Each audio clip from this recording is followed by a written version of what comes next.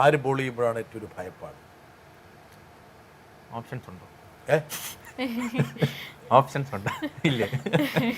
No options. എനിക്ക് എതിരാളികളെന്ന് വെച്ചാൽ കുറേ പേര് കളിച്ചിട്ടുണ്ട്.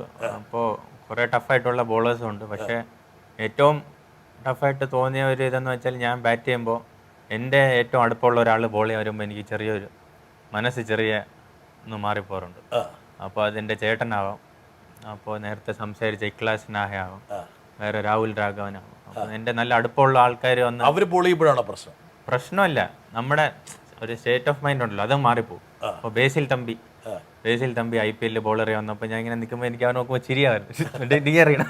അപ്പോൾ അതൊക്കെ ഒരു ഭയങ്കര, അപ്പോൾ എന്നിട്ട് ആ മനസ്സിനെ മാറ്റി നോർമൽ ഒരു മനസ്സിൽ കൊണ്ടുവരുന്ന ഭയങ്കര ചാലഞ്ചിങ് ആയിട്ടുള്ള കാര്യമാണ്. അപ്പോൾ അത് എനിക്ക് ഭയങ്കര ടഫായിട്ട് തോന്നിയിട്ടുണ്ട്. നല്ല ഫാസ്റ്റ് ബൗളേഴ്സൊക്കെ നല്ല ബൗൺസറൊക്കെ എറിയുന്നവന്മാരൊക്കെ വന്നിങ്ങനെ മുമ്പിൽ നിൽക്കുമ്പോൾ തന്നെ നമുക്കൊരു ചെറിയൊരു പേടി വരുമെന്ന് പല ബാറ്റ്സ്മാൻമാരും പറയാറുണ്ട്. ആ ഒരു അവരുടെ ആകാരം, അവരുടെ രൂപം, മറ്റൊക്കെ ആ ഒരു അതൊക്കെ വരില്ലേ നമുക്ക് മറ്റേ വീരവും വാശിയും. അപ്പോഴാണ് നമ്മുടെ മറ്റേ ഉള്ളിലുള്ള മറ്റേ ബാറ്റ് അടിച്ച് പൊട്ടിക്കുന്ന എന്ന് പറഞ്ഞിട്ടാണ്. എങ്ങോട്ടാ ബോൾ പോകുന്നതെന്ന് കാണിച്ചു കൊടുക്കുമോ?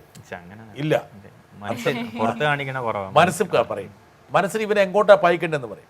Yes or no? Classical cricketers ഇന്നില്ലാതായിക്കൊണ്ടിരിക്കുകയാണ്. Yes or no? നോ. 2020 ഒരു ക്രിക്കറ്ററെ അളക്കാനേ കഴിയില്ല.